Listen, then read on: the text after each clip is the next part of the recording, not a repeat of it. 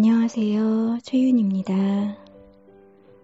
지난번에 제가 2번에 걸쳐서 읽어드린 엄마의 자존감 공부, 오늘 이 책에서 일부분 제가 조금 읽어드릴게요.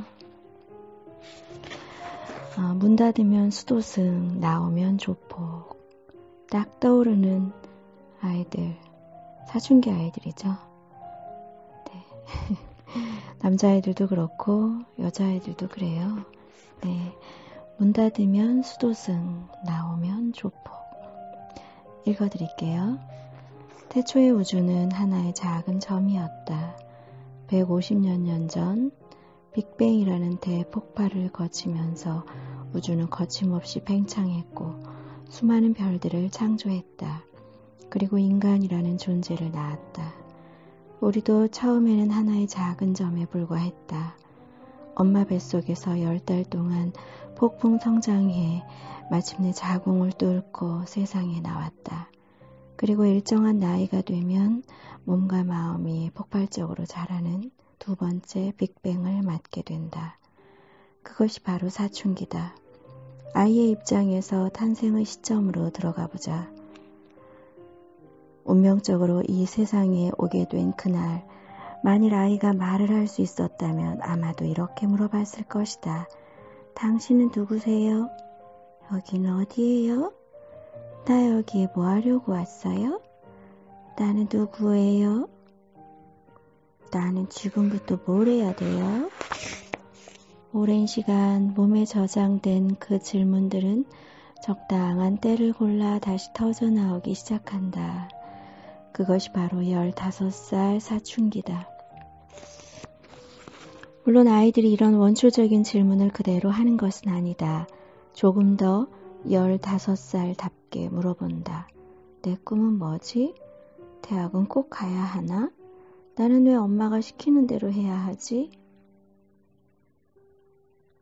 내가 이 집에서 꼭 살아야 할까? 한 인간으로서 처음으로 내가 누군지, 왜 살아야 하는지, 어떻게 살아야 하는지를 진지하게 탐구하는 정신적 빅뱅이 일어난 것이다. 사춘기란 이렇듯 내가 어떤 인간인지를 밝혀내려는 욕구가 분출하는 시기다. 이런 대폭발의 시기에는 온 에너지가 그 질문에 답을 찾는 쪽에 쏠리기 때문에 공부가 잘 될 리 없다. 나는 누구인가 라는 거대한 원초적 질문 사이에 감히 국어나 영어, 수학 따위가 끼어들 틈이 없다. 결국 아이들은 방문을 닫아 걸고 고행의 길을 걷는 수도승을 자처한다. 이런 자녀를 지켜봐야 하는 부모는 엄습하는 불안감에 휩싸인다. 어제까지 소파에서 뛰어놀던 착한 아들이 갑자기 왜 저러는지 이해가 안 된다. 대학 입시가 몇 년 남지도 않았는데 이렇게 허송세월 하다가 아들 인생이 망가질 것만 같다. 그리하여 조바심을 건사하지 못하고 방 안에 있는 아이를 억지로 끄집어내기 시작한다. 그러나 자기와의 고독한 싸움을 하고 있는 아이를 건드리면 어떻게 되는지 경험해본 부모들은 알 것이다. 사춘기 아이는 포효하는 짐승처럼 도저히 감당할 수가 없다. 하루 종일 방 안에 박혀 있으면 고행하는 수도승이요. 밖으로 나오면 고개를 45도로 삐딱하게 쓰러뜨리는 조폭이 된다. 이번 중간고사는 잘 봤니? 모르겠는데. 어떻게? 딴 애들은 잘 봤대? 안 물어봤는데. 너 엄마한테 그따위로 밖에 말 못해? 나한테 뭘 어쩌라고? 수많은 아버지와 아들이 몸으로 부딪히고 딸들과 엄마 사이에 욕설이 오간다. 나중에는 부모가 지쳐 나가 떨어지거나 아예 자녀에게 말도 못 붙이는 상황이 온다. 이런 느닷없는 상황을 부모는 도저히 이해할 수도 없고 해석할 수도 없다. 아휴, 우리 애가 왜 저렇게 변했는지 모르겠어요. 그렇게 착했던 애가 나를 얼마나 무시하는지 생각할수록 분하고 화가 나요. 사춘기 아이를 둔 집집 모두가 추운 겨울철의 전쟁터처럼 잔인하고 아프다. 내가 강연 때 이런 이야기를 하면 청중의 반응은 대체로 눈물바다다. 엄마만 믿어주면 잘할 수 있어. 나 역시 남다른 사춘기를 겪은 아들 때문에 마음고생이 이만저만이 아니었다. 꼬맹이 막내랑 신나게 뛰어놀아주던 귀엽기만 했던 아들이 중학생이 되면서부터 달라지기 시작했다. 문을 잠그고 들어가서 도통 나올 생각을 하지 않았다. 엄마랑 얘기 좀 하자고 달래보고 그딴 식으로 하면 용돈 끊는다고 협박도 해봤다. 그러나 아들은 거의 3년 동안이나 고행하는 수도승과 험상궂은 조폭으로 가며 징글징글하게 내 속을 썩였다. 그동안 나는 수없이 아들의 방 앞에서 서성였고 열리지 않는 문을 바라보며 한숨을 쉬었다. 한참 공부할 시기에 여자친구를 사귀는 건 부모 속 썩이는 축에도 묶인다. 여자친구에게 사줄 반지값을 모으기 위해 거짓말로 용돈을 더 타내는 건 애교에 속한다. 아무리 깨워도 도무지 일어나지 않는 날이 있었다. 간신히 일어나면 세수를 하는데 1시간도 더 걸렸다. 너 그러다 지각해. 도대체 어쩌려고 그래? 라고 야단을 쳐도 아들은 지각이 무슨 대수냐는 표정으로 어슬렁거릴 뿐이었다. 그 모습을 보면 입에서 욕이 저절로 나왔다. 그렇게 매일 한바탕 전쟁을 치르고 나서야 아들은 엉금엉금 학교에 간다. 나중에는 학교에 간다고 나갔다가 점심때 돌아오는 일도 다반사였다. 이런 날이 반복되면서 아들과 나 사이는 점점 멀어져 갔다. 독한 엄마가 따로 있는 게 아니고 나쁜 엄마가 달리 생기는 게 아니라는 걸 뼈저리게 느낀 시절이었다. 그렇게 몇 년을 보내고 나서야 나는 내 아들이 나쁜 아이가 아니라 아픈 아이였다는 걸 알게 됐다. 아이가 그동안 학교라는 세상에서 얼마나 많은 상처를 받았는지 미처 몰랐던 것이다. 아이들이 만나는 사회의 전부인 학교는 아이가 가진 5가지 천재성에는 별 관심이 없다. 제도권 교육은 오직 성적만을 테스트한다.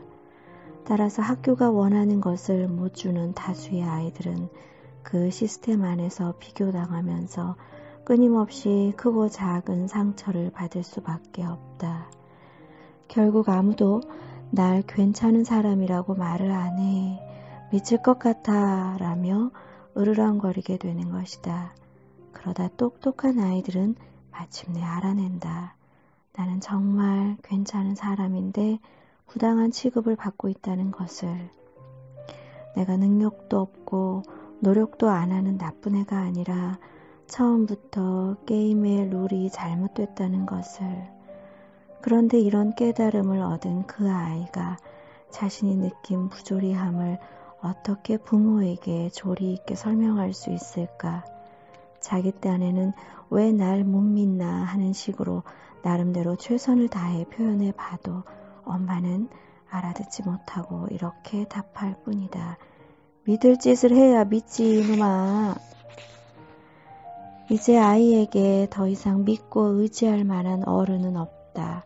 학교에서뿐 아니라 집에서까지 무시당하고 조롱당하는 아이는 갈 곳을 잃고 갈수록 거칠어진다. 몸부림치면서 나는 능력 없는 놈이야, 찌질한 놈이야, 나쁜 놈이야 라고 소리친다. 사실 아이가 침묵하지 않고 외치는 것은 스스로를 사랑하고 지키고 싶다는 뜻이다.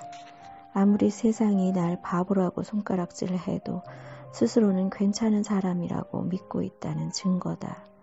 물론 내게도 처음에는 그 소리가 안 들렸다.